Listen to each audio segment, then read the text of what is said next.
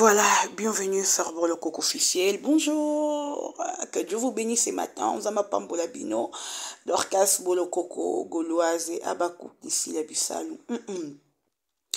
Nalinga bino ya trop, batu nyonso bo sabona, batu nyonso bo laikaka, batu nyonso bo commentaka. En tout cas, bochongone mituna bino ke nalinga bino ya trop, continue de partager, continue de liker et de commenter. Bozo tout nanga Dorcas au coach la vidéo après 3 jours, 4 jours, 10 jours. Et il faut comprendre que Dorcas pour le coco, Anna Mambaza Rosala. Et puis, donc, Naza vraiment interdit, il y a Rosala, mais je le fais par force. Parce que, Naza interdit au travail, donc c'est ça. Bon comprendre, si on a côté ces vidéos, mon collègue, après quelques jours, on a côté il faut supporter. Et voilà. Bonjour na batutu bozali baku ya kolanda video oyo. Bonjour na bagolois, na bagladiator, surtout na babakouk nyos ya monde entier ya na sila bisalo l'impératrice, la maman de tous les abakouk. Bonjour à toi, bonjour na bino nyonso oyo bulingara Dorcas bolo coco gauloise abakouk. Merci na bino boza ebele o bozolanda video nanga na peska merci na batutu oyo bo soutenir ngai na ba prière moralement physiquement, financièrement, que Dieu vous bénisse. Nzama pambola bino, nzama pambola nga batu nyonso, à toute la famille bolokoko, que Dieu vous bénisse. Famille abakou penzamba mona bino apambola bino parce que bola moleke bele na obozo sala pona nga na lingi bino ya trop ya mingi. Kobo sanate ko partager vidéo, kobo sanate ko liker, kobo sanate ko commenter. Et là je vous signale qu'aujourd'hui toujours le 7e épisode na biso ya irréparable, irréparable, meilleur film de l'année 2024, écrit par Sila Bissalou, l'impératrice, la maman de tous les abakouk en tout cas, et tout à la film, tout partager, tout commenter, tout ça na babatrice, na biso na barter, na biso to lingara mingi, baza wana na catch en tout cas, tout kende ko liker, tout kende ko commenter, tout kende ko partager, film na biso wana massivement. Tu te dis que je suis abakouk, moi incapable de repartager film. Au milieu barakoza abakouk, moi incapable. Il y a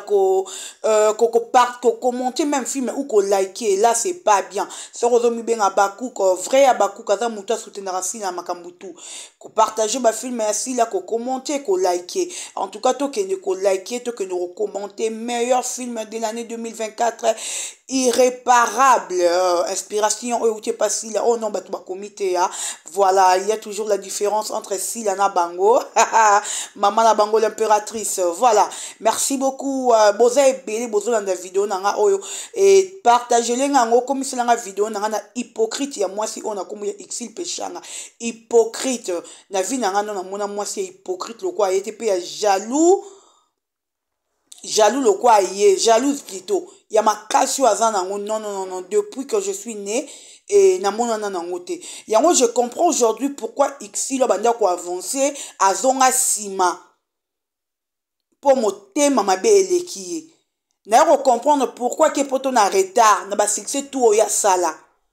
A ke poto na retard pourquoi parce que moté mama be eleki. Xil péchanga c'est une hypocrite. Ndoki muto misala mabe. En tout cas bo partager les petites vidéos et comme la ye. Et puis Xil péchanga yebita zoba na ya likangu na yo Laetitia Mwamba akeba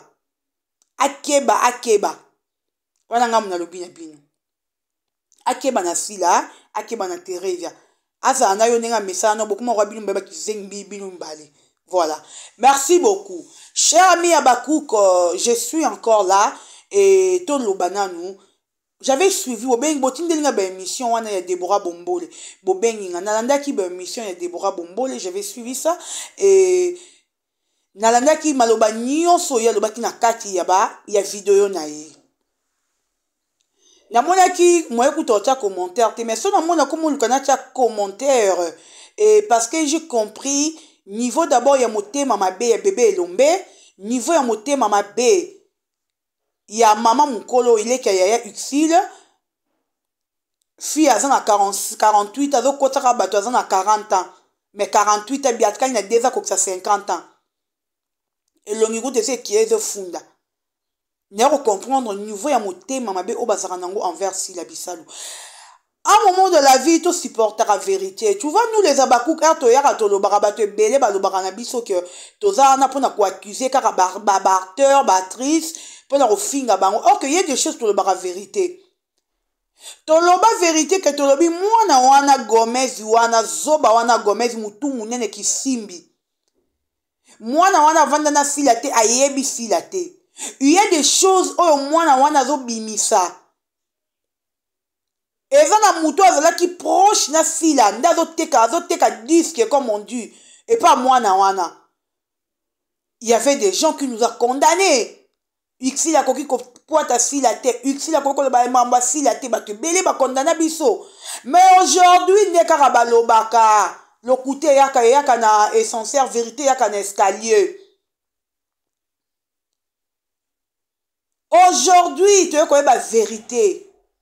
Et là qu'on y est poussé Déborah, bombo le ayalo ba vérité. Ce qui tourne qui na FB, bon parce que tu tourner na FB. Ça fait très longtemps, je peux dire même des années. Oh, Déborah tourne dans la carte SBT. Je peux dire ça, même des années. Que Déborah Bombolo a tourné dans la carte SBT. Mais là, qu'on y est tout l'amour qui est poussé Déborah Bamora Yaloba. Tu Gomez a fin à Sila, il y avait de mains noires. Oh, bah, c'est là qui proche Yassila. Des bandas qu'on peut sa Gomez, bah, matière Yassila. Bon, l'ingé Karabaloba. Mais nous, on savait déjà que ce Uxil. Nous, on savait que Bana Oya Salité, ya groupe Simba, oh, bazoya au finga ici là. On savait que c'était bébé Elombe. Toyeba Kiango. Mais il y a des artistes comédiens qui nous condamnent et des fans qui nous disent que bon, la fille la kimia. Toro la fille la kimia n'est tandis que bango moro batuana. Ya misala mabe bazo la fille la kimia te. N'a un moment où on comprendre qu'il est utile. On a vu que ça une dépression. Ndenge ya komaka et ça ce qu'on rage au utile a commis nango. Utile n'a jamais cru qu'un jour, si la recevra va succès ou la zosa la lelo. Ye bagiga ke nzamba za pona ye. Elle savait pas plutôt que Dieu est roulage. Arokanga ye pa le kisi là. Ici ayeba ki angote. Bon moni dépression na jalousie, pièce et memi uxule. Lelo komi ko zala étaler ba vérité komi ko bima mi sala na ye ya mabe. Oh ye uxule alukara sale pa ici là. Oh ya. Yango dernièrement so ibozonga ba vidéo na ese ke binyo abike uxule aza mutu ye fa soutenir si la 100% tout. Parce que si là, sans si là, dans le film Uxi la coma, le film est un succès. Mais si la tiens, il y a un film Uxi la coma, peut ça succès, peut ça va retomber. Mais comment on a au cocaté, qu'on digérer succès, qu'on digérer aura mouninga, tu commences à chercher des gens pour bailler au finga ye. Yo lobi ke okoma kuna nini obi lobela ke wana muto yo tinda rate afinga mutu moko mais yo tinda Gomez afinga sila yo teka disque sila pas Gomez et pas moi nana ki simbi wana mutu munene wana o matama na mutu eba na rate na munzu fama longezate yo tinda Gomez uxil afinga sila aujourd'hui vérité ye toé ko yeba ba hypocrite ya théâtre oh bino boya ko finga si la erno so hypocrite yo iski loza mama na hypocrite na yo na bébé Elombe boyebi misala na bino ya mabe oh bozo luka bo sala na vie ya sila comment bozo luka bo détruire ici bébé Elombe tikali mukia to kanga bino bandoki ya butu je vous jure bo to kanga bino bo pumbwe bo kwei ka po na vie ya sila parce que beaucoup de la méchanceté pas jusqu'à ces niveaux. Il y a eu combattre Mouninga. Tu n'as point oh non quand même.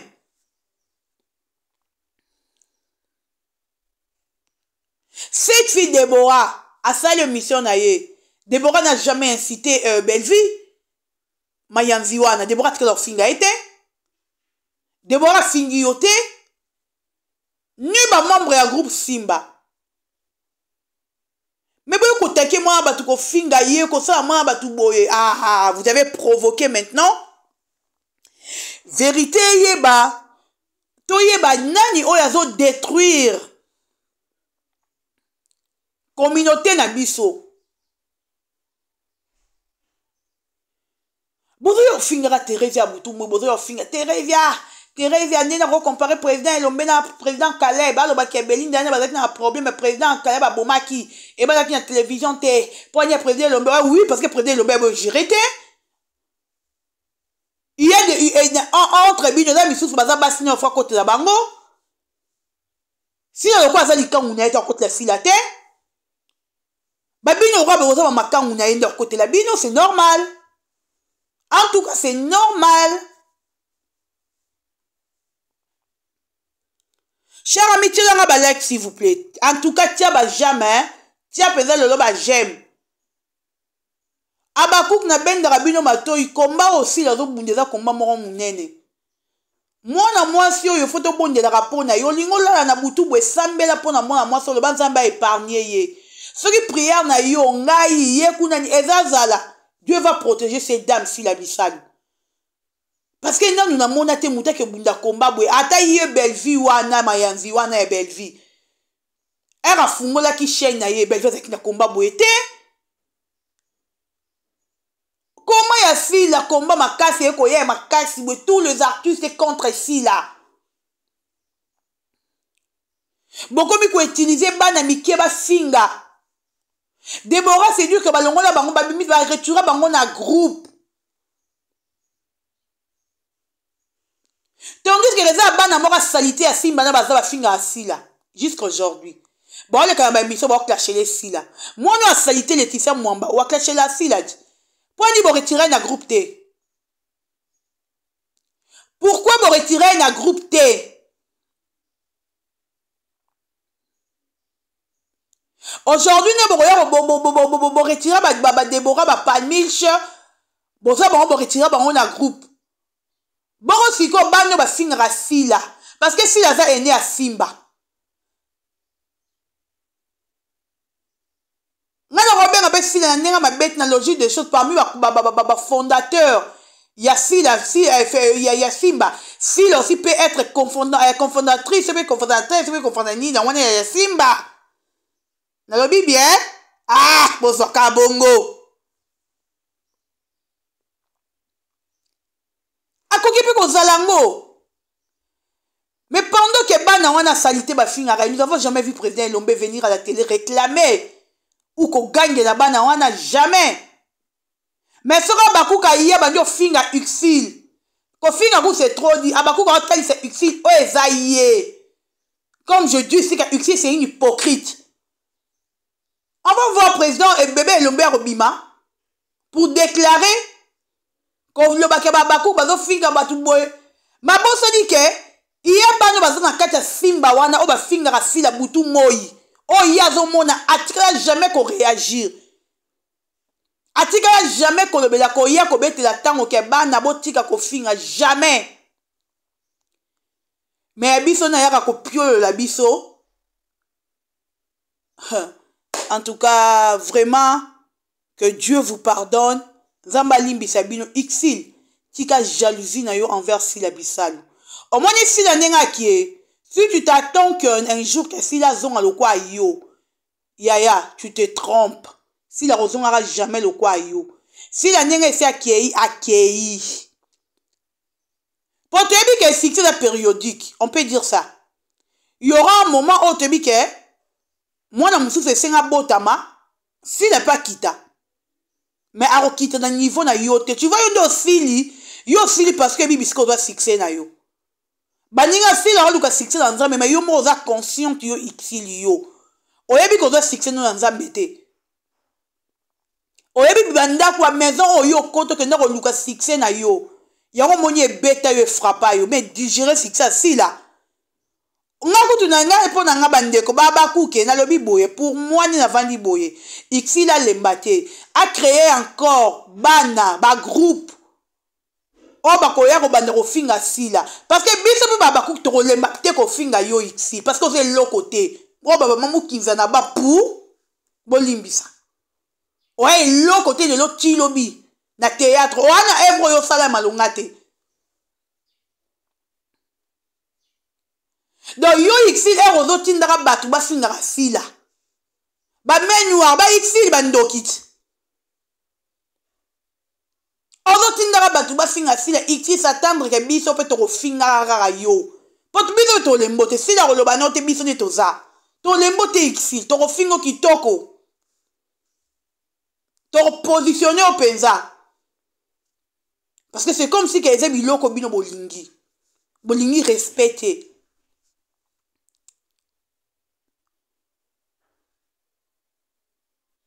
bolingi respecte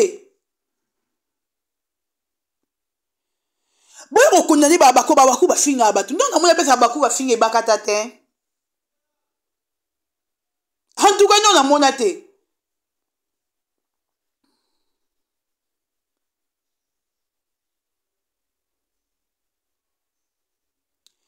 o nanu namona baku pesa finga rock bodo te boyaka me bino moko kaka bongo baartiste wana oyo bakuka yaka fingaka bango te bango basala ni o nani mama Marie Hélène o nani bakuka finga bango te kaka bino parce que bomiyebi bisika boza boyebi comment boprovokaka bakuka biso mpe tokotika bino te lokola bino bokotika fila te biso mpe tokotika bino o te boye toye Debora zala na oyo mutu abangiso te en tout cas mutu abangiso te même si la yemo esika aza consciente ayebake mamutu Gomez na loba ayebake mutu apesa Gomez matière eza exil ayeba na ye toyebi na biso pango mais si le roi aza ya mukolo niveau asila niveau exil te exil aza trop bas Debora wana na expliquer vérité niveau asila ya niveau exil te exil sila likolo ici là ma papa penza ma papa toilette ma tia ma toilette ba la gomme wana sko exil donc si la yeba na azana tonte ya kolanda muto azana niveau moko na yete oh ezo sala exil eza dépression et succès elle n'arrive pas à digérer succès à Sila elle supporte pas que Sila zana baba cook ba fan lelo bino koma yo bana wengeti banzoi bisoti bagolu abiso oye toye parce que ici là kokango te donc azan obligation ya kosala nyonso yango moni akende pa bebe elomba kosa bebe elombi na bajete po bebe elomba ya excusez aloba maloba akende boya sala boye po bebe elomba donc c'est normal bon en tout cas allez-y comprendre cher ami eza dépression kamine to mona ici pechanga nkombo lia na fulu pourquoi na fixa si là ce que je vous dis hein, c'est vrai cher ami bientôt tout le monde est exil na katia fulu na balabala azolia juste ka pour un succès à si là je vous dis franchement ah